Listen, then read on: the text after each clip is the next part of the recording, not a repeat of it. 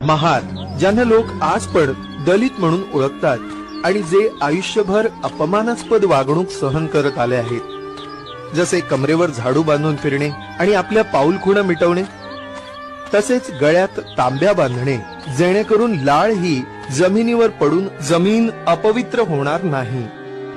समाजाच्या या अपमानास कंटाळून शेवटी त्यांनी 1 जानेवारी 1818 रोजी इंग्रजांसोबत हात मिळवणी केली. पूर्ण ताकदीनिशी त्यांनी इंग्रजांकडून लढा दिला आणि पेशव्यांना हरवण्यास मदत केली. इतिहासात बहुतेक असे खूप कमी उदाहरण असतील ज्यात दलितांनी उच्च जातीच्या लोकांविरुद्ध विजय मिळवला आहे. या विजयाच्या स्मरणार्थ आणि मृत्युमुखी पडलेल्या 22 महार सैनिकांच्या आठवणीत एक विजयस्तंभ भीमा कोरेगाव येथे बांधण्यात आला, जिथे 110वा स्मृती दिन 1 जानेवारी 1927 रोजी भारतरत्न डॉक्टर बाबासाहेब आंबेडकर हे स्वतः श्रद्धांजली देण्यासाठी आले होते, जेणेकरून दलित त्यांचे हे बलिदान कधीच विसरणार नाहीत.